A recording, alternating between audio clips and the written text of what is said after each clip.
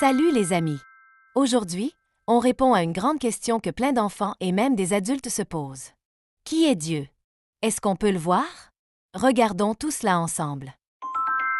D'abord, Dieu, c'est celui qui a tout créé. La terre, le ciel, les animaux, les plantes et même toi.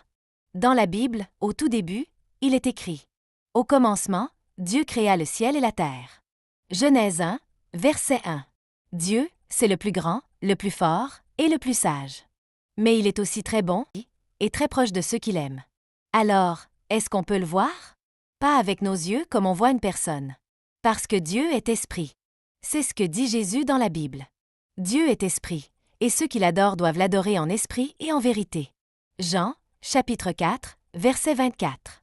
Mais même si on ne voit pas Dieu avec nos yeux, on peut voir ce qu'il fait. Quand tu regardes la beauté d'un coucher de soleil. Quand une prière est exaucée. Quand tu ressens de la paix ou de l'amour dans ton cœur. Tout ça, c'est Dieu qui est là, invisible, mais réel. Et tu sais quoi? Un jour, les gens ont vu Dieu en vrai. Comment? Parce qu'il a été parmi nous. Il s'est fait homme et a été sur terre en la personne de Jésus-Christ. Celui qui m'a vu a vu le Père, a dit Jésus. Dans le livre de Jean, au chapitre 14 et au verset 9. Donc, quand tu lis la vie de Jésus dans la Bible, quand tu vois qu'il guérit, qu'il aide, qu'il aime, tu comprends aussi le caractère de Dieu le Père. Dieu n'est pas un monsieur fâché dans le ciel. Il est un papa puissant, juste et plein d'amour. Et la meilleure nouvelle?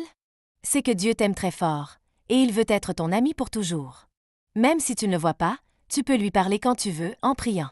Il t'écoute, il te comprend, et il te répond.